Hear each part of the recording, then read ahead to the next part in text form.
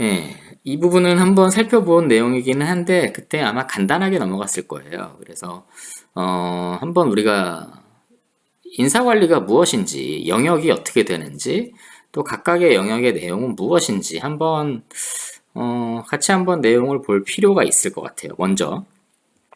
그래서 사실은 이 HR 휠 모델이라는 거는 맥라간 이분이 인적자원 관리에 있어서는 거의 뭐 대가식으로 인정을 받는 분인데 이분이 사람 관련된 내용을 조직 내에 사람 관련된 내용을 어떻게 보면은 영역별로 좀 정의를 하셨어요. 그리고 중요한 거는 인적 자원을 통한 성과가 굉장히 중요하다. 그래서 가운데 지금 배치를 했고 위에 보면은 HRD가 뭘까요?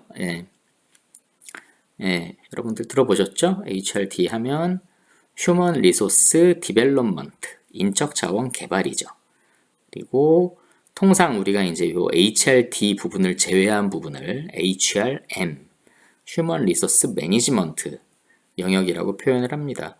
보통 이제 사실은 이 학문이 경영학 내 인사조직, 인적자원 관리라는 영역에 학문이 명확하게 오랜 기간에 걸쳐서 발전을 해왔고요. 그래서 인적자원 관리라는 하나의 학문화가 됐는데 인적자원 관리에서는 이 인적자원 개발 분야를 인적자원 관리의 일부로 표현을 하는 경우들이 많아요.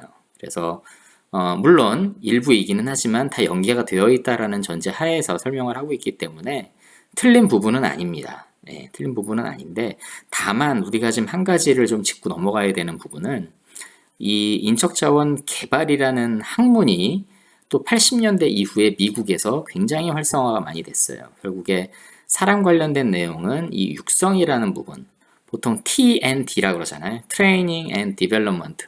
미국에선 T&D라는 말을 많이 쓰는데 그러니까 교육훈련이죠. 교육훈련에 대한 부분이 어떻게 보면은 사람에 대한 성장, 경력 개발, 또 조직에 대한 성장에 크게 영향을 미친다라는 관점에서 뭐 심리학이라든지 경영학이라든지 또 인적자원 개발 뭐 여러 가지 학문이 혼합된 혼합 학문으로서의 인적자원 개발이라는 하나의 학문 영역을 구성을 해왔고요.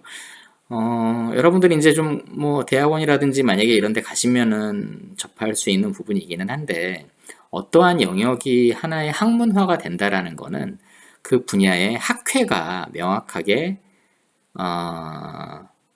개설이 되고 생겨나고 그 학회들이 어느 정도 규모를 또 어소시에이션 뭐 오브 HRD라든지 그런 HRD 학문이라든지 학회에 대한 연합회가 생긴다는 단계가 되면 그거는 하나의 학문으로 인정을 받습니다. 그래서 HRD 같은 경우는 80년도에 이미 학문으로서 인정을 받아왔기 때문에 HRD라는 부분은 하나의 개별 학문으로 이해하시는 것도 틀린 말은 아닙니다. 그래서 제가 지금 두 가지를 설명을 드렸는데 인적자원 관리 내에 HRD, 인적자원 개발이라는 개념이 포함이 되어 있다라는 부분도 뭐 틀린 말은 아니에요. 맞는 말이고요.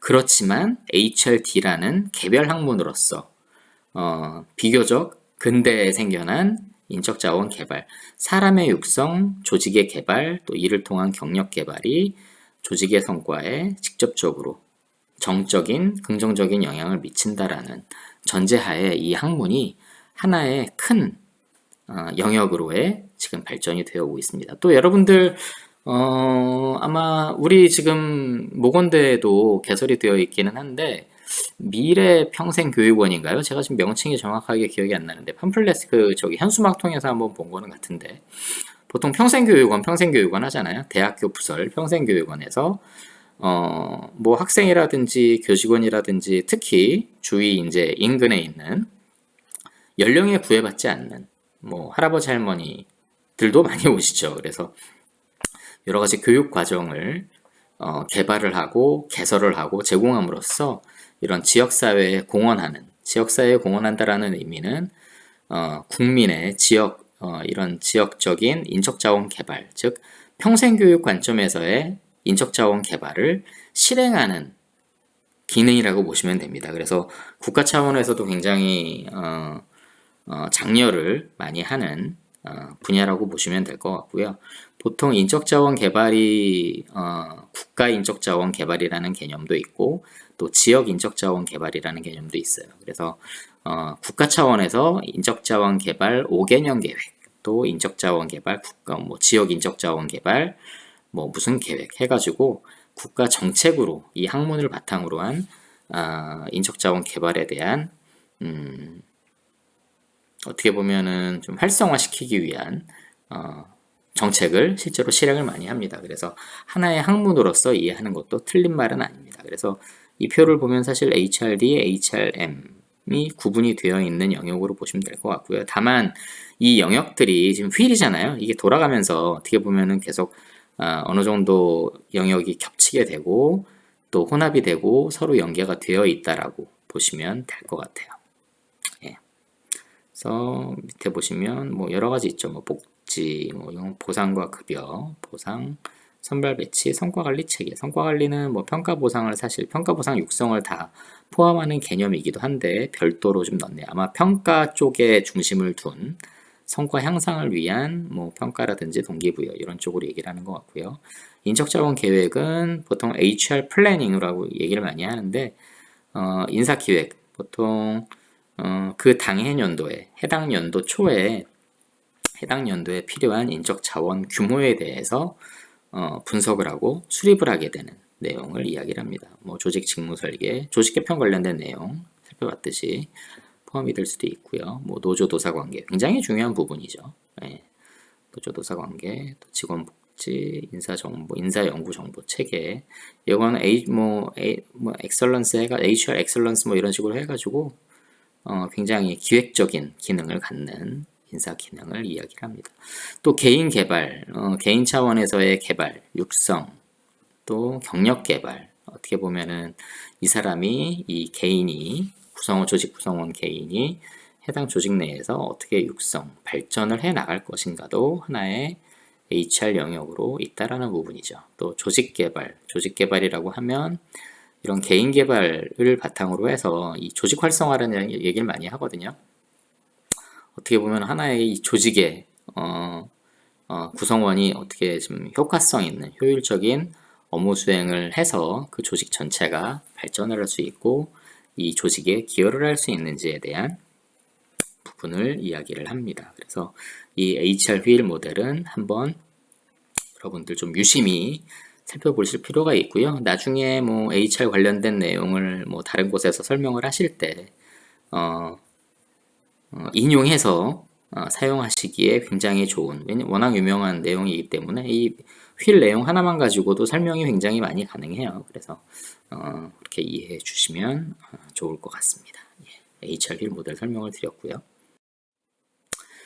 우리가 지금 보는 게 구성원 성과 관리잖아요. 그래서 앞에 이제 제가 평가 화면도 보여드리고 여러 가지 설명을 드렸는데 너무 많은 거를 제가 좀 짧은 시간에 보여드렸던 것 같아요. 그래서 기존에 보여드렸던 내용 중에 좀 중요한 슬라이드 중심으로 좀 설명을 좀 드리는 거로 이렇게 진행을 하겠습니다. 그래서 제가 이번 시간을 구성원 성과 관리 리뷰라고 표현을 했어요. 그래서 앞에 평가 관련된 내용은 우리가 이전 시간까지 제가 설명을 많이 드렸다라고 생각이 들고요. 좀 내용 보시고 어려운 부분이 있다라고 해도 앞에 지금 한번 다시 해당되는 부분을 한번 살펴보시고 그래도 이해가 안 되면 지금 제가 오늘 설명드리는 내용 한번 들어보시고요. 그래도 설명이 잘 이해가 안 되면 저한테 연락을 주시면 제가 다시 좀 이해하시기 쉽게 다시 한번 설명을 하겠습니다. 그래서 구성원 성과관리, 성과관리 제도 이런 표현을 많이 쓰거든요. 그래서 영어로는 퍼포먼스 매니지먼트라고 이야기를 해요. 그래서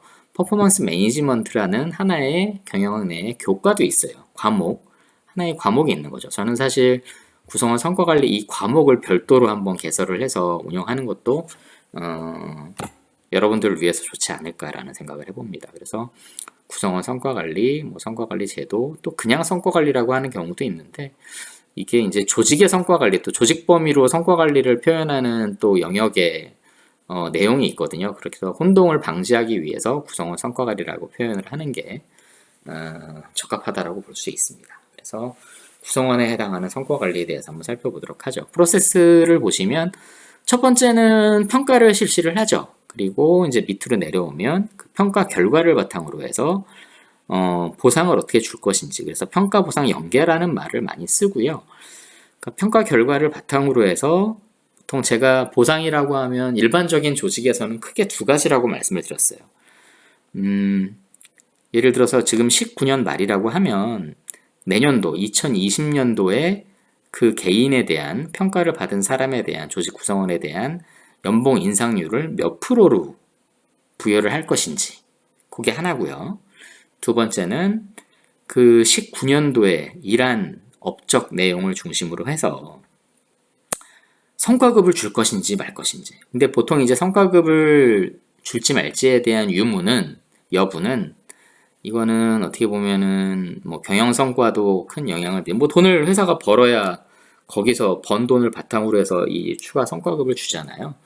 근데 이게 이제 뭐 회사의 경영 성과가 가장 기본이 되고 그에 따른 거의 경영층의 의사결정 사항입니다. 그래서 성과급을 줄지 말지. 왜냐하면 성과급은 보통 우리가 변동급이라고 표현을 하잖아요. 그러니까 변동급이라고 하면 뭘까요? 예. 줄 수도 있고 안 줄 수도 있고, 예, 그렇기 때문에 보통 인센티브 보너스, 성과급 같은 경우는 지급이 안 되는 경우도 있고 또 지급이 되는 경우도 있습니다. 이렇게 보시면 됩니다. 그래서 지금 보상이 크게 두 가지라고 설명드리면서 좀 설명을 드렸는데 아까 2020년도 다음 연도의 연봉 인상률로서 보상을 얼마나 더 기존의 연봉에서 몇 프로를 더 줄 것인지, 얹어 줄 것인지 하나가 있고, 또 인센티브 보너스, 변동급으로서 인센티브 보너스, 보통 우리가 보너스 얘기 많이 하잖아요, 옛날부터. 그게 보너스로 보시면 될 것 같아요. 그 두 가지가 보상으로 볼 수 있는데 모두 다 평가 결과를 기반으로 해서 개인별로 책정, 의사결정이 진행이 됩니다.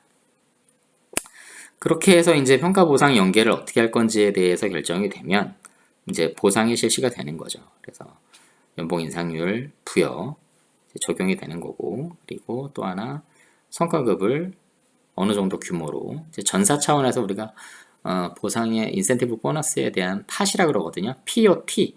팟이라고 하면은 물병이잖아요. 보통 우리가 뭐 꽃을 꼽는 그런 병이라고 하나요? 예. 그러니까 그 안에 이제 뭐 담을 수 있는 부분, 그래서 팟, 규모. 그러니까 이 인센티브 보너스 전사 차원에서 우리가 뭐 한 3억을 구성원들한테 나눠주는 거로 할 거냐 그러면 3억이 그 인센티브 보너스 팟이 되는 거죠. 이제 기초 금액이 되는 거, 의사결정이 돼서 구성원들한테 나눠주기 위한 금액 총액이 되는 거고, 그거를 이제 어떻게 나눌지가 또 고민이 되겠죠. 나누는 방식은 보통 이제 뭐 조직별로 어떤 기준을 가지고 나누게 됩니다. 나중에 제가 설명을 드릴 거예요. 그리고 이제 보상을 하게 되면 사실 보상을 우리가 왜 하게 될까요? 구성원들한테 연봉 인상을 시키고 또 이전 연도에 업무한 성과에 대해서 우리가 치하하는 관점에서 보너스를 주게 된다고 하면 그 사람이 다음 연도에 더 일을 잘할 수 있도록 해주기 위한 하나의 방안 아닐까요? 그래서 이 육성, 이거를 통해서 동기부여가 되고 이 개인이 더 열심히 일을 해서 성장을 할 수 있도록 도와준다, 유도를 한다라는 관점으로 본다라고 하면 크게 성과관리는, 구성원 성과관리는 평가, 보상, 육성 세 가지 영역으로 이루어진다라고 보면 뭐 큰 무리 없는 정답이라고 할 수 있고요. 다만 뭐 채용이라든지 이런 부분에도 사실 영향을 미쳐요. 예, 다 HR 영역에 사실 구성원 성과관리가 미치지 않는 영역은 거의 없다라고 말씀드릴 수 있는데 가장 중요한 세 가지 영역이 평가, 보상, 육성 이 세 가지고요. 그 중에서도 중요하게 가장 비중이 더 크다라고 얘기를 한다면 평가하고 보상입니다. 그래서 평가, 보상, 평가/보상을 구성원 성과관리라고 이야기하는 학자라든지 교재도 있어요. 그래서 참고하시면 될 것 같고요. 다만 또 어떻게 보면 궁극적으로 중요한 부분은 구성원의 육성이잖아요. 동기부여가 돼서 일을 더 잘하게 만들고 회사 내에서 더 성장을 하고 어떻게 보면 그 해당 직업 시장 내에서 경쟁력을 가질 수 있도록 회사에서 유도를 하는, 그래서 회사에서 더 일을 더 효과적으로 잘해서 회사에 기여할 수 있도록 만드는 게 이 구성원 성과관리의 기본적인 체계이자 사이클이라고 할 수 있습니다. 그렇게 설명드렸고요. 성과관리 의미를 다시 한번 우리가 리뷰를 해보죠. 그래서 지금 빨간 부분만 한번 볼까요? 예. 조직의 전략과 미션을 이해시키고 조직의 목표 달성을 위한 과정을 체계적으로 관리. 이 내용을 보면 영어 단어가 그냥 하나가 생각이 나요. 캐스케이딩. 예, 캐스케이딩이란 이제 위에서 연계를 시켜서 다른 부분하고 연관성을 가지고 연결을 하는 부분인데 이제 위에서 쭉 내려오는 거죠. 뭐 현대자동차에서 아마 차에 관심 있는 분들 아마 이런 용어 들어보셨을 거예요. 그 현대자동차가 차의 디자인에 있어서 그 앞에 그릴, 어떻게 보면 앞에 뭐라 그러나요? 그 공기 들어오는 뭐 크롬으로 만들어 놓은 큰 앞에 맨 앞에 있는 부분, 그거를 캐스케이딩 그릴이라고 얘기를 해요. 그래서 캐스케이딩 그릴이라고 표현을 하고 있는데 그 모양을 보면 위에서부터 쭉 폭포가 내려오듯이 어떻게 보면은 벌집같이 생기기는 했는데 쭉 밑에까지 이제 뭐 삼각형이든 사각형이든 쭉 내려오면서 연계가 되어 있는 부분을 말을 하거든요. 그래서 여기서 이제 구성원 성과 관리로 돌아와서 캐스케이딩이라고 하면 쉽게 말하면 조직의 전략과 목표가 이 조직 구성원의 이 성과를 내기 위한 목표에 연계가 되어 있다라는 거죠. 그래서 예를 들어서 쉽게 말하면 사장님의 목표가 사업본부장의 목표에 연계가 되어야 되고 사업본부장의 목표는 해당 사업본부의 팀장들의 목표에 연계가 되어야 되고 해당 팀장의 목표는 그 팀을 구성하는 조직 구성원들의 개인의 목표와 연계가 되어야 된다. 그래서 다시 거꾸로 얘기를 하면 팀원들의 목표를 다 합치면 팀장의 목표가 되고 해당 팀장들의 목표를 다 합치면 해당 사업본부장의 목표가 되고 사업본부장의 목표를 모두 다 합치면 당연히 사장의 목표가 되겠죠. 회사 자체의 목표가 된다는 거죠. 그래서 캐스케이딩이라는 부분으로 이해를 해주시고요. 두 번째, 성과를 관리하고 향상시키는 것을 목적으로 하고 있고 평가라는 협의의 개념을 포함하는 경영행위로 볼 수 있다. 경영행위네요. 그죠? 회사 내에서 성과를 내기 위한 하나의 제도이자 체계를 얘기하는 거기 때문에 경영행위라는 어떻게 보면 굉장히 중요한 제도이자 체계라고 좀 설명을 하고 있고요. 조직 전반의 성과를 관리하고 향상하는 것을 목적으로 한다. 개인과 그룹과 조직 전반이네요. 그죠?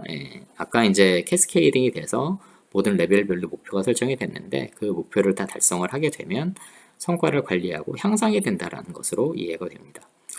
그리고 평가라는 협의의 개념을 포함하는 경영행위. 굉장히 사실 평가가 뭐 협의, 좁은 의미의 개념이라고도 할 수 있지만 굉장히 또 어떻게 보면 큰 개념이라고 할 수 있는 거죠. 평가라는 절차를 바탕으로 해서 구성원 평가, 뭐 팀장 평가, 사업본부장 평가 다 이게 이어진다라고 보면 하나의 경영 행위로라도 볼 수 있다라는 것으로 표현을 하고 있습니다. 세 번째, 조직 구성원의 역량 향상과 업적 달성을 목표로 하는 지속적인 프로세스. 지속적인 프로세스라는 게 이 문구의 방점이네요.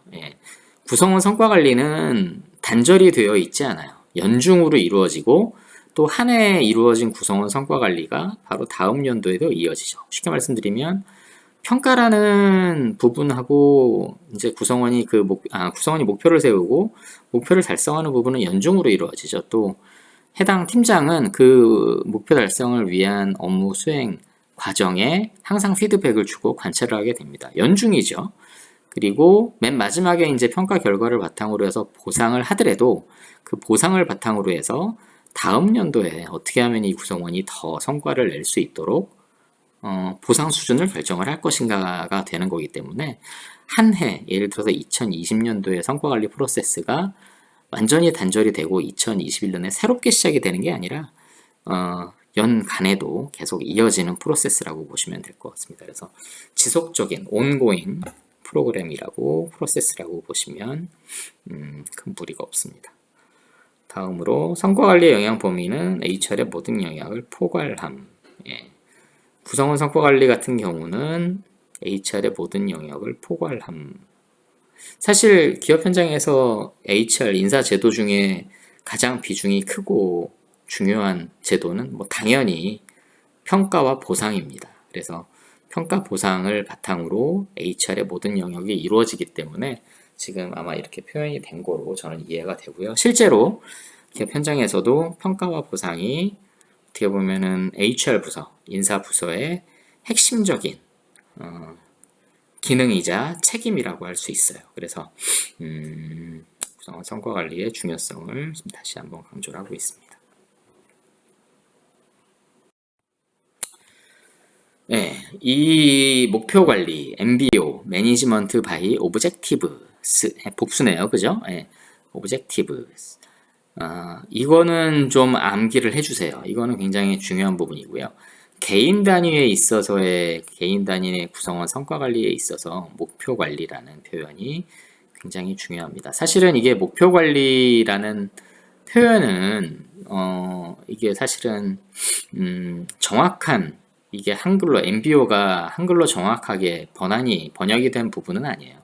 목표 관리라고 하면 목표를 어느 정도 세워놓고 계속 관리를 한다라는 개념으로 이게 이해가 될 수 있잖아요. 그죠? 상식적으로 그냥 목표 관리라는 단어만 봤을 때. 근데 실제로 MBO, 매니지먼트 바이 오브젝티브는 목표 관리라는 표현이라기보다는 목표에 의한 관리예요. 그래서 개인의 어떤 한 해에 어떠한 성과를 달성하기 위해서 업무 항목을 설정을 하고 그 항목별로 목표를 이렇게 달성을 하겠다라고 계획을 세운다라고 하면 이거는 목표가 세워짐에 의해서 그 사람의 성과가 관리가 된다라는 의미로 이해하는 게 더 맞습니다. 그래서 정확하게 이거를 한국어로 우리나라 말로 표현을 한다면 목표에 의한 관리예요. 목표에 의한 조직 구성원의 성과 관리 또는 성과 목표 달성을 위한 목표에 의한 관리라고 좀 풀어서 쓰는 게 조금 더 적합합니다. 그래서 이 부분은 글쎄요. 보통 구성원 성과 관리, 평가 보상이라든지 이런 내용을 관련해서 외부에서 일반적인 강의를 하시는 분들도 사실은 인지를 잘 못하고 계신 분들도 계신데 좀 정확하게 알 필요가 있습니다. 그래서 MBO는 개인의 그 조직 구성원에 대한 목표에 대한 성과 목표에 대해서 어떻게 관리를 하고 달성해 나갈 것인지에 대해서 나타내는 하나의 방법론이고요. MBO는 목표에 의한 관리라고 이해를 해주시면 좋을 것 같습니다. 예. 밑에 내용을 한번 보죠. 구성원의 업무 목표가 조직의 상위 목표에 기여할 수 있도록 약간 캐스케이딩이라는 개념하고 연관이 되는 거고요. 그래서 기여할 수 있도록 관리자와 구성원이 합의, 어그리먼트죠. 네, 합의에 의하여 목표에 대한 직무와 성과를 계획, 실행, 점검하는 방법이라고 표현하고 있습니다. 그래서 이건 목표에 의한 관리라고 표현이 되는 거죠. 지금 여기 합의라고 표현이 되어 있는데 이게 어그리먼트잖아요. 그래서 조직 구성원, 그러니까 팀원과 예를 들어서 팀장과 팀원 간에 자신의 업무 목표를 세운 거에 대해서 어떻게 달성을 하겠다라는 내용을 서로 연초에 합의를 한다는 거죠. 그래서 목표 설정이라는 단계로 이게 진행이 되고요. 기존에 이제 우리 경영학 인사조직에서는 이 합의, 어그리먼트라는 표현보다는 초기에는 컨트랙트라는 표현을 많이 썼어요. 계약이라는 거죠. 예. 미국에서는 요거를 이제 합의라기보다는 계약이라는 표현을 많이 썼는데 계약이라는 게 속성이 어떻게 되죠? 만약에 계약을 우리가 어떤 개인 간에 돈을 빌려주고 어떤 계약을 했다라고 치죠. 그런데 이제 어떤 정해진 기한 내에 돈을 상환을 하고 돈을 돌려주기로 계약을 했다라고 했는데 그게 지켜지지 않았을 경우면 그거는 어떻게 보면은 벌하는 처벌, 사회적인 이런 규범에 의해서 또는 법률에 의해서 페널티를 주는 개념으로 진행이 되죠. 그래서 무조건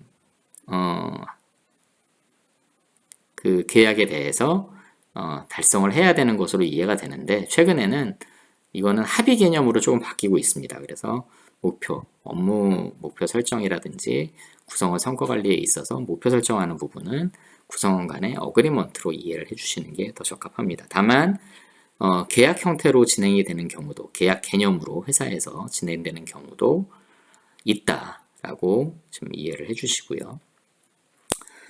다음 패러그래프 보면 관리자와 구성원이 합의에 의해서 구성원의 목표를 수립하고 상호 합의, 위임에 초점을 조금 더 구체적으로 썼네요. 예. 다시 말씀드리면 관리자는 뭐 통상 팀장으로 이해해 주시면 되고요. 구성원은 팀원으로 이해해 주시면 됩니다. 그래서 팀장은 평가자, 그리고 팀원은 피평가자라고 보시면 될 것 같아요. 그래서 합의에 의해서 상호 합의를 하고 그 팀장은 이제 위임을 한다는 거죠. 해당 팀원한테 그 목표 달성을 위해서 업무를 할 수 있도록 어느 정도 권한을 주고 신속하게 진행을 할 수 있도록 여러 가지 지원을 해주는 것으로 진행이 됩니다. 그래서 이렇게 이 내용이 이제 그 목표에 의한 관리 MBO 개인이 상위 직책자 평가자와의 합의를 통해서 목표에 대한 직무 성과를 계획하고 실행하고 점검을 한다라는 부분이고, 목표 설정할 때는 목표 관리, 그러니까 여기도 목표 관리라고 제가 지금 쓰기는 했는데 목표에 의한 관리죠. MBO는 관리자와 구성원이 합의를 통해서 구성원의 목표를 수립하고 그 내용에 대해서 상호 합의하고 위임을 한다는 점, 예, 이렇게 봐주시면 될 것 같습니다. 예.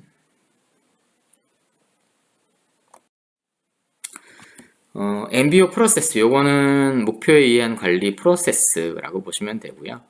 보통 구성원 성과 관리의 프로세스와 큰 차이는 없어요. 하나씩 한번 살펴보겠습니다. 보통 플랜 도 C라는 표현을 많이 쓰죠. 세 가지 용어를. 계획하고, 실행하고, 살펴본다라는 부분은 리뷰한다는 부분이죠. 해당되는 실행한 부분에 대해서 점검을 한다라는 부분으로 보시면 될 것 같고요. 프로세스는 첫 번째 단계로 목표 설정. 아까 제가 이제 관리자와, 그러니까 평가자와 피평가자 간의 목표를 설정하는 것에 대해서 합의를 하고 위임을 한다라고 그랬는데, 오른쪽에 한번 보시면 목표 설정 준비. 이건 캐스케이딩 관점에서 회사와 부서의 경영 전략과 목표를 확인을 해야 되겠죠. 이게 연초가 되면은 회사의 이런 전체적인 상위 임원이라든지 이런 팀장에 대한 목표를 먼저 수립을 하게 되어 있어요. 그래서 이게 수립이 되어야 맨 밑에 이제 팀원들이 세부적인 업무 계획을 목표를 수립할 수 있도록 기본적인 자료가 되잖아요. 그래서 차례대로 수립이 되고 전달이 됩니다. 그래서 목표 설정 준비 단계에서는 이 내용을 확인을 하게 되고 또 개인별 업무 목표 설정에 필요한 자료를 정리를 해서 준비를 하게 되는 거죠. 그리고 나서 목표를 설정을 합니다. 개인의. 그래서 추진 업무의 우선순위 및 보통 가중치를 둬서 우선순위를 매기죠. 그래서 3개의 업무 항목이 목표라고 있다라고 하면 뭐 하나 중요한 게 있으면 50% 이상 배정을 할 수도 있고요. 그리고 중점 추진 목표를 이제 결정을 하게 됩니다. 핵심이 무엇인지 그 목표에 대해서. 그리고 구체적인 목표 달성 기준 및 중요도, 가중치도 있는데 중요도를 설정을 합니다. 요 부분은 이제 목표 설정 준비하고 목표 설정은 그 평가를 받는 팀원이 직접 위에 이제 팀장의 목표라든지 사업부장의 목표를 참고를 해서 진행을 한다라고 보시면 되고요. 목표 면담 같은 경우는 이제 이 목표 설정을 준비하고 목표 설정을 통해서 그 팀원이 준비한 내용을 팀장과 협의를 하는 거죠. 그래서 합의를 할 수 있도록 협의를 합니다. 보통 이제 목표 면담이라는 공식적인 절차를 통해서 보통 한 일주일 정도가 부여가 되는 경우가 많아요. 그래서 일단 팀장은 팀원들을 각각 1대1로 면담을 진행을 해야 되고요. 이를 통해서 개인이 이제 조직 구성원 팀원들이 세운 내용을 협의를 통해서 목표를 확정을 합니다. 여기 지금 괄호에 목표 계약제라고 있는데 이렇게 협의를 통해서 합의를 하는 것으로 이해를 해주시는 게 조금 더 정확하고요.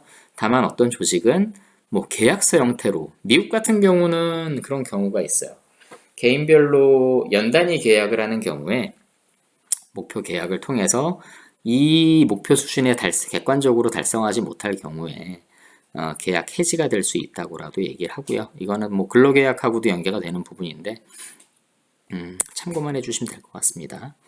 그리고 다음 단계로 이제 과정 관리, 실행을 한다라는 거죠. 플랜 2C에서 두 번째 단계입니다. 실행 계획을 추진을 하고 그러니까 지도하고 지원. 요거는 팀장이 팀 1에 대해서 지원을 한다라는 거죠. 그리고 중간 면담. 이거는 공식적인 또 절차로 중간 면담 기간이 보통 한 2주에서 3주가 부여가 돼요. 그래서 팀장은 이 팀원이 위에 실행 계획 추진하고 있는 내용하고 또 여러 가지 지도하고 지원을 통해서 이 중간 면담을 실시를 하는데 구성원, 조직 팀원이 해당 본인이 목표한 내용을 수행하기 위해서 업무를 잘 하고 있는데 거기에 저해되는 요인이 만약에 있거나 팀장이 좀 해결해 줘야 할 사항이 있다라고 하면 이 면담을 통해서 그 내용을 서로 공유를 하고 팀원은 팀장에게 어떠한 뭐 지원 사항을 이야기하기도 합니다. 예를 들어서 뭐 A 팀원, B 팀원이 있는데 A 팀원이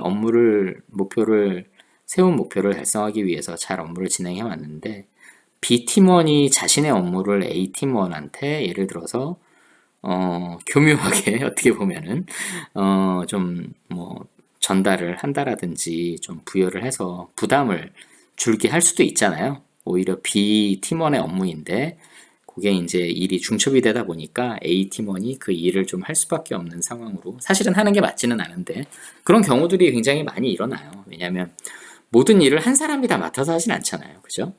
보통 협업으로 진행하는 경우도 있고 이런 경우들이 많기 때문에 그렇게 중첩이 되는 경우들이 좀 많은데 그럴 때는 팀장이 조정을 해야죠.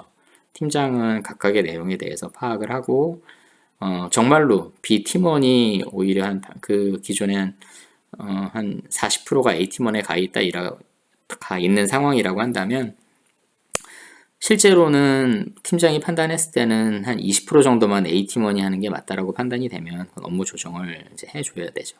사실은 관리자로서의 역할은 그런 부분이 더 커요. 그런 리더십을 발휘해서 그런 부분을 조정하고 서로 협의시키고 합의시키도록 하는 게 구성원 간에 이런 부분도 굉장히 큰 역할입니다. 그래서 과정 관리에 있어서는 팀장의 역할이 굉장히 크죠. 그래서 평가자가 팀원별 상황에 맞게 업무 지원도 하고 지도도 하고 중간 면담을 통해서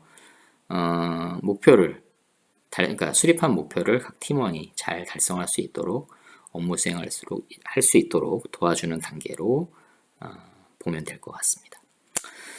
그러면 이제 연중으로 이렇게 계속 이제 그 실행이 목표 달성을 위한 업무가 계속 진행이 됐고 마지막 단계 3단계는 평가 및 피드백이라는 거죠. 이제 평가 절차가 최종 평가 보통 이제 정기 평가라는 표현도 쓰고 최종 평가라는 표현도 써요. 근데 최종 평가라는 의미는 뭐 중간에 이제 뭐 중간 평가 중간 면담 시기에 중간 평가 방식으로 중간 평가가 진행이 되면 최종 평가라고 표현하는 게 맞기는 한데 뭐 정기 평가라고 표현하는 것도 더 적합할 것 같습니다. 그래서 정기 평가는 뭐 연말 보통 11월 뭐 정도에 진행이 되는데 정기 평가 단계라고 보시면 될 것 같고요.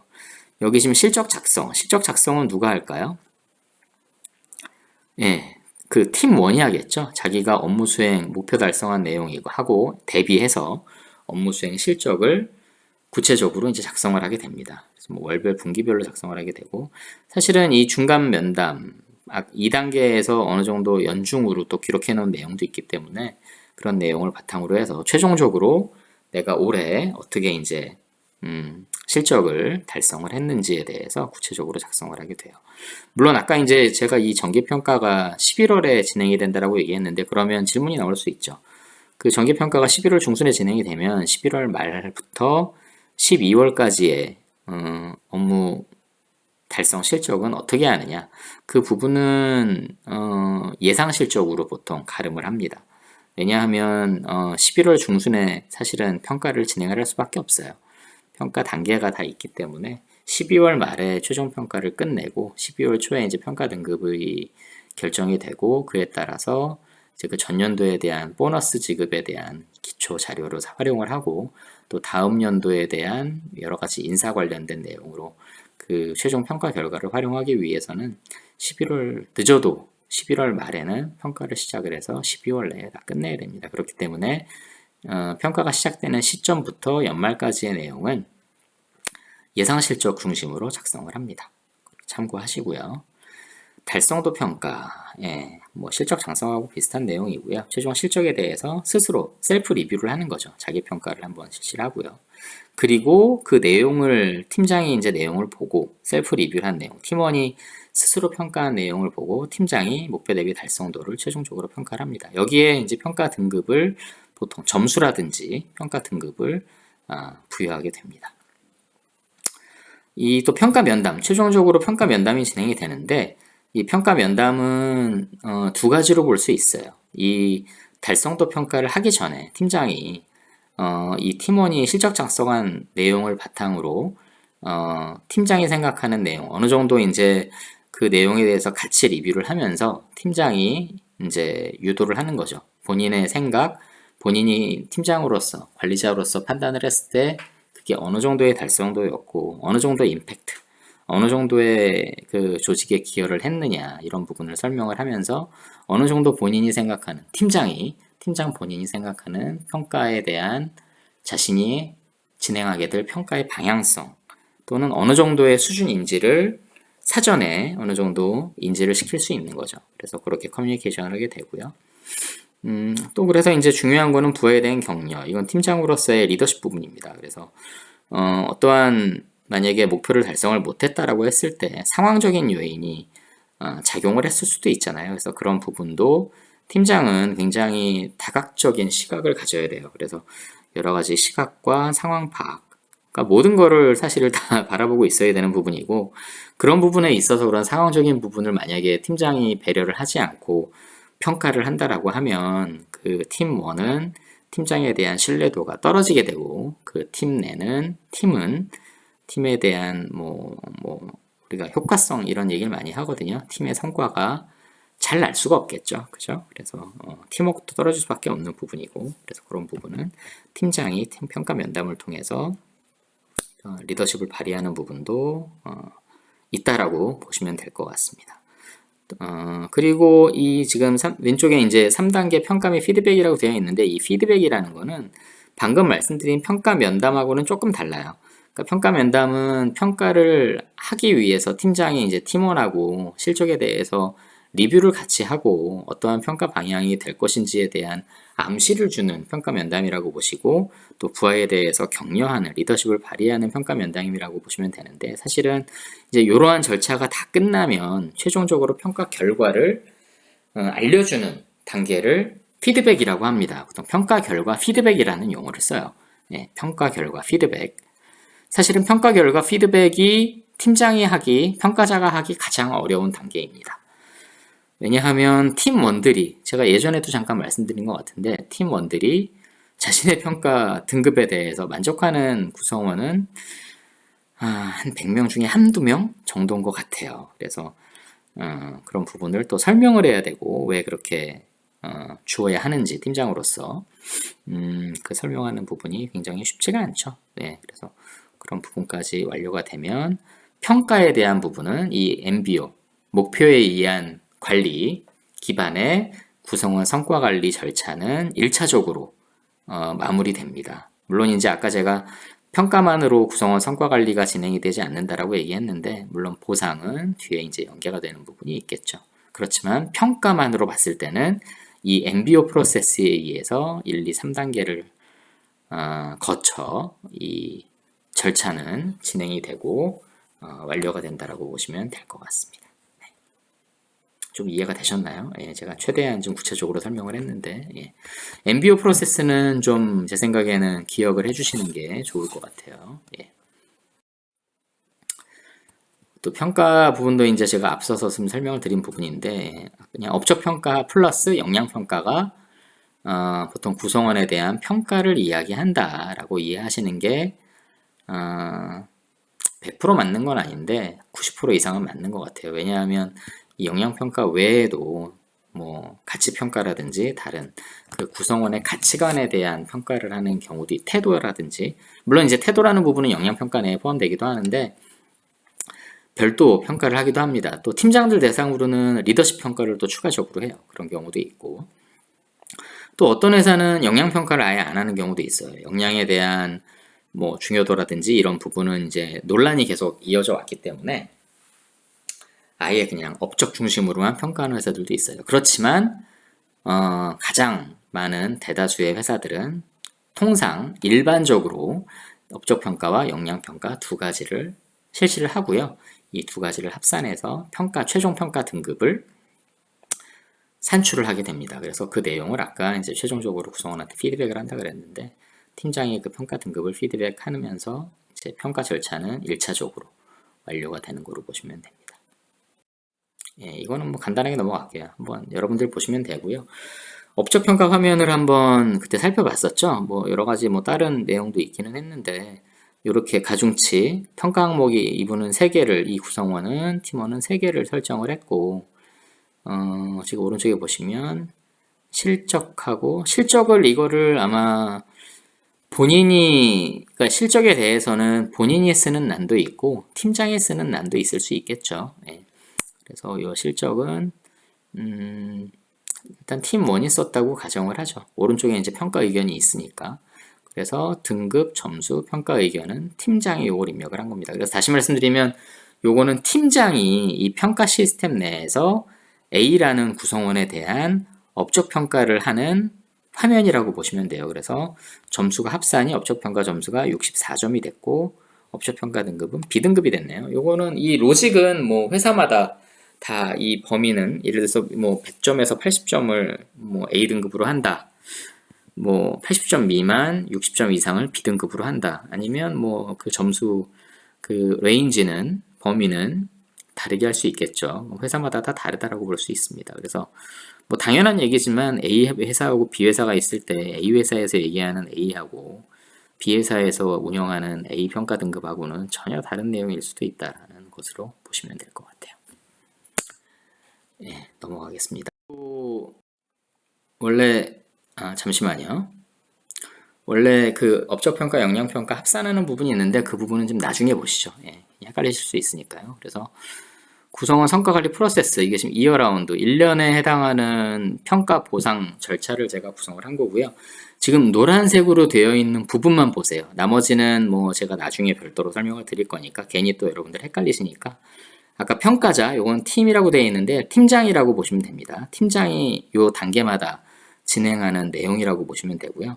피평가자, 여기 목표 설정 합의부터 오른쪽에 쭉 있는 노란색 부분은, 이게 주황색인가요? 노란색인가요? 주황색입니다. 예. 피평가자가 실행하는 부분이고, 그 사이에서 팀장하고 피평가자 간에 이루어져 있는 화살표가 프로세스예요. 그래서 요거는 한번 위에 이제 목표 설정 합의하고 중간 리뷰, 그리고 최종 평가라고 되어 있는데 정기 평가, 그리고 마지막에 이제 평가 결과를 바탕으로 한 컴펜세이션 실행, 보상, 어떻게 돈을 연봉 인상을 시켜주고 보너스를 줄 것인지에 대한 부분이니까요. 요 화살표를 보시면서 한번 쭉 읽어보시면 앞에 제가 설명드린 내용이 도식화가 되어 있을 거예요. 그래서 이게 이제 연중으로 이제 운영이 되는 거죠. 위에 보시면 뭐 전사 HR은 인사팀입니다. 인사팀에서 요 평가 보상 프로세스를 총괄을 하기 때문에, 그래서 위에 보시면 뭐 평가자 교육, 뭐 코칭 지원 여러 가지가 있는데 단계마다 개입을 합니다. 그래서 교육을 시키는 거죠. 잘할 수 있도록 참고하시고, 어쨌든 여러분들은 헷갈리니까 평가자 팀장 괄호 라인하고 피평가자 라인, 주황색으로 되어 있는 부분들만 보시고 각각의 화살표 이어져 있는 부분을 좀 유심히 살펴봐 주시면 이 부분 정도, 이런 부분까지는 이해는 충분히 가능하시리라 생각이 됩니다. 넘어갈게요. 네, 이 부분은 구성원 성과관리 단계별 이슈라고 표현을 했는데, 지난 시간에도 아마 요 비슷한 표가 있었죠. 조금 이게 요약이 된 거고, 아까 MBO 프로세스 에다가 맨 마지막에 성과 리뷰 단계에 이제 보상하고 승진, 이 구성원에 대한 육성이라는 내용이 좀 추가가 된 거예요. 그래서 이것도 한번 단계별로 읽어보시면 큰 어려움은 없으실 거고요. 용어가 만약에 좀 궁금한 게 있다라고 하면 저한테 물어보시면 됩니다. 다시 말씀드리면 여기 KPI 첫 번째 단계에서 KPI라고 하면 여러분들 아실 거예요. Key Performance Index, 요거는 이제 어떠한 평가 요소, 주요 성과 인덱스라 그래가지고 그 조직이 성과를 잘 내기 위해서 가장 중요한 인덱스, 성과 요소가 무엇인지 규정이 되어 있고요. 뭐 DB는 데이터베이스고, 오른쪽에 HRIS, 요거는 HR, Human Resource Information System. 요거는 뭐 사실은 여기에 칸에만 해당이 되는 게 아니라, 그러니까 HRIS라는 부분은 요 인사관리 인트라넷이라고 보면 돼요. 어느 회사에서나 어느 정도 구축이 다 되어 있고요. 뭐 규모가 작은 회사라고 하더라도 뭐 사실 뭐 엑셀로도 할 수 있어요. 엑셀로도 뭐 충분히 진행을 할 수가 있고, 또는 좀 이게 뭐라 그럴까요? 소프트웨어 제공사 이런 데에서 빌려서 월 이용료를 내고 이 관리 시스템을 빌려서 사용하기도 합니다. 참고하십시오. 평가 등급과 인사관리 영역 간의 관계. 평가 등급을 바탕으로 해서 평가 결과가 영향을 미치는 주요 영역을 나타냈고요. 평가 등급을 통해서 어떻게 보면은 인재에 대한, 여기서 인재라고 하면 핵심 인재를 의미하는 거기도 해요. 성과가 굉장히 뛰어난 인재들을 분류를 하고 별도 관리를 할 수 있겠죠. 그리고 보상, 리워드, 보상, 컴펜세이션 이런 부분을 어떻게 줄 것인지 기반이 되는 부분이 평가 등급일 수 있는 거고요. 또 승진할 때 당연히 평가 등급, 사실은 직원이 승진을 할 때 뭐 전년도 평가 등급만 보지는 않아요. 최소한 최근 3개년 평가 등급을 평균을 냅니다. 그래서 그게 기본 수준의 이상이 되는지 점검을 하거든요. 그래서 승진에도 평가 등급이 부여가 이용이 되고요. 사실 뭐 어떤 조직 내에서 사실은 내부 경쟁이 굉장히 심하죠. 평가 등급을 하나라도 잘 받아야, 예를 들어서 정해진 연도에 평균을 내서 평균이 되고 그 평균에 어느 정도 일정 수준 이상이 되어야 승진 후보자가 될 수 있는 상황으로 운영이 많이 되기 때문에, 사실은 회사 내는 물론 뭐 보통 우리가 예전에 드라마 보면 뭐 회사를 그만두고 회사 밖에 나가면 전쟁터라고 이야기하지만, 사실 아니나 맞기나 전쟁터라는 거는 저는 어느 정도는 마찬가지라고 생각이 들어요. 물론 이제 뭐 소속이 없어진다라는 관점에서 보면 뭐 그 표현이 맞을 수도 있지만, 뭐 이런 어느 정도의 이 조직 내에서에도 사실은 다 사이좋게 지내는 것 같지만 굉장히 많은 경쟁과 또 보이지 않는 반목, 사실 이게 인간관계잖아요. 인간관계를 바탕으로 해서. 그래서 그런 상황에서 인간관계를 어떻게 공식적이든 비공식적으로 잘하느냐도 그 사람의 역량이라고 볼 수 있는 거죠. 잠깐 좀 빗나갔는데 어쨌든 그것도 인간관계에 관련된 부분이고, 구성원 성과관리에서도 굉장히 중요한 부분이다 라고 보시면 될 것 같습니다. 그래서 승진, 보임, 뭐 승진이나 보임이나 이 부분도 연계가 되어 있겠죠. 좀 이해가 되셨나요? 뭐 이 부분 말고라도 예를 들어서 뭐 해외에 뭐 출장을 내보내야 되는데 영어 점수도 어느 정도 되고 평가도 괜찮다라고 하면 뭐 장기 출장, 보통 어떻게 장기 출장은 뭐 일이 많아서 혜택이 아닐 수도 있지만 혜택이 되는 경우도 있잖아요. 외국에 뭐 파견으로 나간다라든지 그런 경우에 당연히 기본 기초 자료를 보죠. 여기까지 지금 설명을 드렸고요. 한번 구성원 성과 관리에 대해서 제가 리뷰라고 표현을 했어요. 그래서 다시 한번 좀 이해가 되실 수 있도록 평가를 중심으로 해서 한번 설명을 드렸고요. 글쎄요. 좀 어쨌든 여러분들이 좀 용어에 대한 이해가 지금 좀 안 돼 있는 상황일 수 있으니까 그런 부분에 있어서의 어려움이 있을 수도 있을 거고요.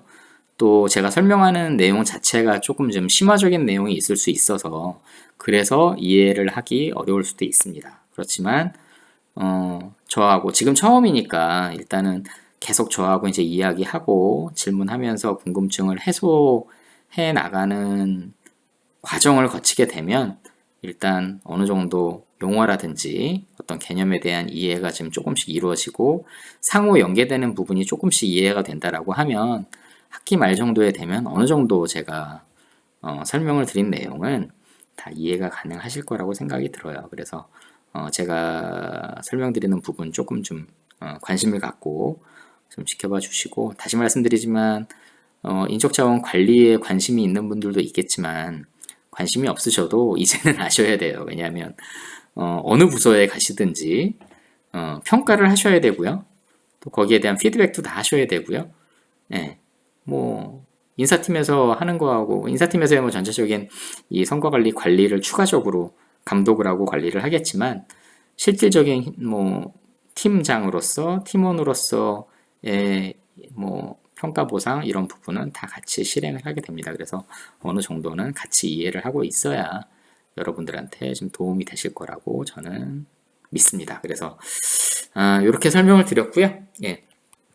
다음 주에는 제가 아까 잠깐 설명드렸는지 모르겠는데 역량에 대해서 좀 구체적으로 한번 살펴보죠. 최근에 역량 무용론도 뭐 제시가 되고 있기는 한데 워낙 역량이라는 개념이 중요하기도 하고 여기저기 많이 등장을 하게 되는 내용이기 때문에 기본적으로 저하고 한번 차분하게 한번 역량에 대해서 이해를 하는 시간을 갖도록 하겠습니다. 예, 긴 시간 수고하셨고요. 예, 다음 주에 또 업데이트된 내용으로 인사드리도록 하겠습니다. 수고하셨습니다.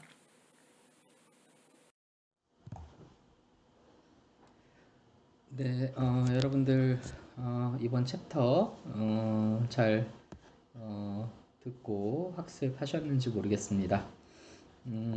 각 챕터마다 이제 내용이 다 다른데 제가 여기 지금 챕터 정리, 심층 학습이라는 부분을 좀 연이어서 진행을 할 거예요. 그래서 이 부분 같은 경우는 제가 이제 뭐 어떤 여러분들한테 가이드를 드린다라기보다는 여러분들이 이번 챕터에서 처음 들어본 내용도 있을 거고 또 청년 창업을 둘러싼 여러 가지 요인들이 있죠. 우리 노동 환경이라든지 기업을 운영하기 위해서 또 관리 방안, 또 관리 제도, 여러 가지 제도를 만들기 위한 기본적인 개념에 대해서도 이제 계속 공부를 하고 있는데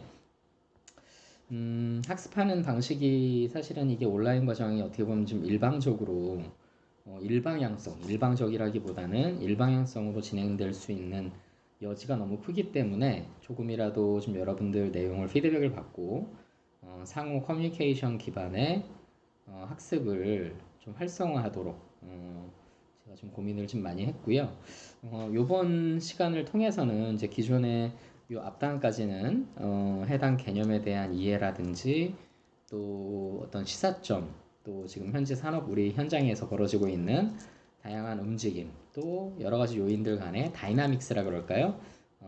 이런 부분들에 대해서 좀 살펴봤는데 그 부분들에 대해서 여러분들이 이번 시간을 통해서 좀 앞단에서 좀 이해가 안 갔던 부분에 대해서 스스로 인터넷 옆에 뭐 같이 창으로 열어놓으면 되잖아요. 열어놔서 조회하고 검색하면 되니까 해당 키워드라든지 해당 궁금한 내용을 좀 찾아서 스스로 학습하는 방법을 좀 적용을 했으면 좋겠습니다. 보통 이제 교육학에서는 이걸 플립드 러닝이라고 하는데 플립 뒤집는다라는 뜻인데 학생이 스스로 공부 먼저를 하고 그리고 나서 그 내용을 바탕으로 강의를 진행하는 방식을 이제 통상 플립드 러닝이라고 하는데 뭐 지금 이번에 도입하고 시행하는 지금 부분도 유사한 형태라고 볼 수 있을 것 같아요. 지금 각 챕터별 내용이 각 분절적으로 이루어진 게 아니라 챕터 간에 이게 스토리 라인으로 지금 이어지고 있는 한 학기 교과로 되어 있기 때문에 여러분들이 교과가 앞에 이제 내용을 듣고 이제 제가 얘기한 내용을 듣고 또 학습을 하고 이해를 하고 그 내용을 바탕으로 본인이 해당 내용을 좀 찾아서 좀 결합을 해서 교육 효과성을 좀 높이면 좋을 것 같습니다. 그게 제가 희망을 하는 거고요. 여러분들이 해주실 일은 저는 보통 어떤 시사점이나 어떤 주제에 대한 이슈 이런 내용을 찾을 때 물론 뭐 네이버라든지 이런 포털 구글이라든지 이런 데에서 최신으로 설정을 하고 해당 키워드를 입력을 한 다음에 해당 기사 특히 논설이라든지 어떤 기자들이 좀 이렇게 큰 언론사에서 기자들이 이렇게 취재를 하고 거기에 대한 분석 또 문제점 향후 대응 방안까지 이렇게 논리적으로 잘 기술하고 있기 때문에 신문 기사 정도 찾아보셔도 굉장히 많은 학습이 될 수 있을 거라고 생각하고요. 또 유튜브 같은 경우도 요즘 주제별로 너무나 컨텐츠가 너무나 많죠. 예, 그래서 좀 보완적으로 유튜브 내용은 필요한 부분 짧은 것들 중심으로 해서 같이 공부를 했으면 좋겠습니다. 그래서 지금 챕터에 이어서 여러분들이 이제 좀 해주실 일은 앞에 이제 제가 교수가 설명한 내용으로서 해당 내용에 대한 청년 창업을 둘러싼 여러 가지 요인들, 각각의 요인들에 대해서 제가 지금 챕터마다 설명을 드리고 있고요. 여러분들이 반드시 아셔야 하는 내용을 중심으로, 그리고 거기에 대한 설명을 여러분들이 이제 이해하는 게 가장 첫 번째가 되겠죠. 그래서 수업을 듣고 이해가 지금 어느 정도 되어 있는지, 여러분들이 좀 스스로 판단을 좀 해봐 주시고, 그리고 나서 이제 거기서 좀 이해가 좀 조금 부족하다라든지, 이런 부분은 좀 내가 평소에 좀 본 게 있는데 연계를 해서 공부를 하고 준비를 하면은 좀 나의 지식 향상이라든지 이런 역량 향상에 도움이 될 수 있지 않을까? 이런 생각이 들 수도 있을 것 같아요. 그래서 두 번째로는 그 해당 개념 또는 각 사안별로 산업 현장 트렌드 조사. 아까 제가 얘기한 최신 뉴스 중심으로 언론 뉴스라든지 뭐 유튜브 뉴스, 또 유튜브에서 제시하는 여러 가지 개념들 설명하는 주제별로 그런 내용들, 창업에 대한 내용도 엄청 많죠. 그래서 그런 내용을 조사를 이 시간에 본 교과하고 지금 이게 계속 이어지는 거기 때문에 본 교과에서 여러분들이 직접 학습을 한다라고 보면 될 것 같습니다. 그게 요즘 가장 최신의 자기 주도 또는 플립트 러닝 학습의 핵심입니다. 그래서 저는 이게 필요하다라고 보고요.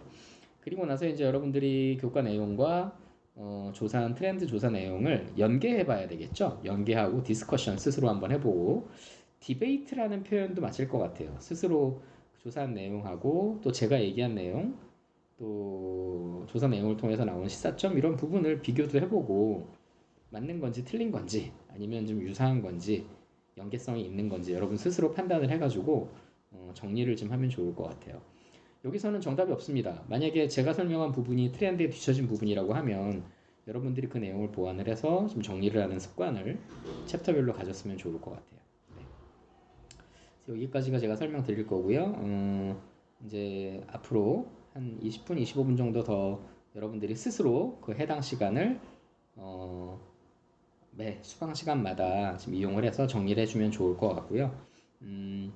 해당 정리 내용은 뭐 꼭 컴퓨터로 정리를 챕터마다 주요 키워드별로 정리를 여러분들이 조사한 내용을 정리를 해 놓으면 좋을 것 같은 게, 여러분들이 이제 레포트로 제출을 해서 평가를 받을 수도 있고, 물론 제가 뭐 각 회차에 따라서 테스트라든지 뭐 시험을 볼 수도 있겠지만, 주로 저 같은 경우는 여러분들이 직접 작성한 레포트, 여러분들이 뭐 어디서 뭐 챗 GPT라든지 뭐 이런 데서 많이 나온다라고 하는데, 저는 그냥 읽어보면은 여러분들이 직접 했나 안 했나 알 수 있기 때문에, 여러분들이 중요한 거는 이렇게 챕터마다 스스로 공부를 해서 데이터를 누적을 하고, 데이터라고 하면 여러분들이 찾은 내용들 또 시사점 이렇게 기록을 해놓은 것들을 모아놓고 정리를 해두면 굉장히 나중에 레포트 쓰기에도 굉장히 좋을 것 같고, 또 그 레포트가 아니라 여러분들이 뭐 메모를 해놨다라든지 각 챕터마다 여러분들이 찾아서 이렇게 정리한 뭐 기사라든지 이런 내용을 보관을 해놓고 나중에 저한테 뭐 추가 평가 자료로 해가지고 사이버 캠퍼스에 올려주신다든지, 제 개인 이따가 이제 설명드릴 이메일로 보내놔 주시면 그거로 뭐 평가를 하는데 결정적으로 뭐 어떻게 영향을 미치진 않겠지만, 여러분들의 몰입도라든지 여러분들의 어떻게 보면 적극적으로 참여한 부분에 대한 가점은 될 수 있겠죠, 그죠? 그래서 온라인 교과 과정에 대한 좀 보완을 좀 그렇게 하면 어떨까 싶습니다. 네, 다음 장에서 이제 그 내용을 계속 진행을 해주시고요. 다음 장이 아니라 계속 진행을 해주시고요. 제가 이제 이메일 안내 드릴 테니까 거기서 궁금한 거 있으면 거기다가 이메일로 주시면 될 것 같습니다. 네. 네, 그래서 여러분들이 정리한 내용은 밑에 제가 여기 Q&A라고 적고 밑에다가 제 이메일, 제가 가장 많이 보는 이메일이에요. 자주 보는 이메일이니까 여기다 뭐 질문 같은 거 이렇게 보내도 되고요. 또 사이버 캠퍼스 통해서 질문 같은 거 이렇게 올려주시면 제가 매주 체크해가지고 답변 드리도록 하겠습니다. 네. 계속 검토 부탁드립니다. 제가 종료할 때까지요. 네.